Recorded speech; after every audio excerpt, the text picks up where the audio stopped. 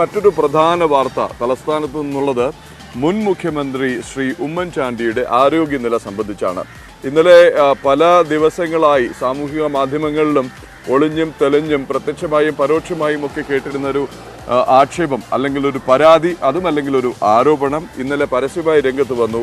ഉമ്മൻചാണ്ടിയുടെ സഹോദരൻ മാധ്യമങ്ങളോട് പറയുന്നു അദ്ദേഹത്തിന് വേണ്ട രീതിയിൽ ചികിത്സ കിട്ടുന്നില്ല, അദ്ദേഹത്തിന് ചികിത്സ നിഷേധിക്കുകയാണ്, ചികിത്സയ്ക്ക് പകരം പ്രാർത്ഥനകളിലേക്ക് ഒതുങ്ങാനുള്ള ശ്രമമാണ് കുടുംബത്തിൽ നിന്ന് നടക്കുന്നത് എന്നുള്ള മട്ടിൽ അദ്ദേഹം പലരെയും പേരെടുത്ത് പറഞ്ഞാണ് ഉമ്മൻചാണ്ടിയുടെ സഹോദരൻ രംഗത്ത് വന്നത്.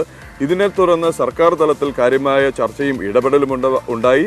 മുഖ്യമന്ത്രി തന്നെ നേരിട്ട് ഇടപെടുകയും വൈകുന്നേരത്തോടെ എന്തായാലും ശ്രീ ഉമ്മൻചാണ്ടിയെ നിംസ് ആശുപത്രിയിലേക്ക് മാറ്റുകയും ചെയ്തു. അദ്ദേഹത്തിൻ്റെ ആരോഗ്യനില സംബന്ധിച്ചുള്ള ഏറ്റവും പുതിയ വിവരങ്ങൾ എന്താണ്? അവിടെ നിന്ന് നമുക്കെന്തെങ്കിലും വിവരങ്ങൾ ലഭിക്കുന്നുണ്ടോ ആശുപത്രിയിൽ നിന്ന്?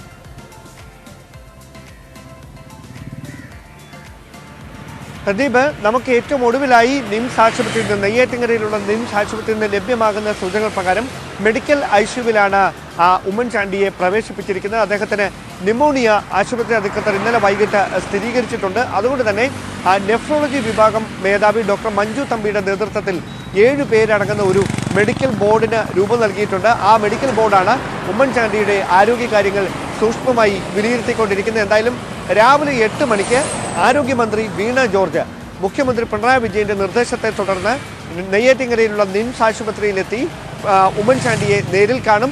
അദ്ദേഹത്തിൻ്റെ ആരോഗ്യ വിവരങ്ങൾ കൃത്യമായി തന്നെ വകുപ്പ് മേധാവിമാരുമായി സംസാരിച്ച് മനസ്സിലാക്കിയതിനു ശേഷം അത് സംബന്ധിച്ച സമഗ്രമായ വിവരം മുഖ്യമന്ത്രിയുടെ ഓഫീസിന് കൈമാറും.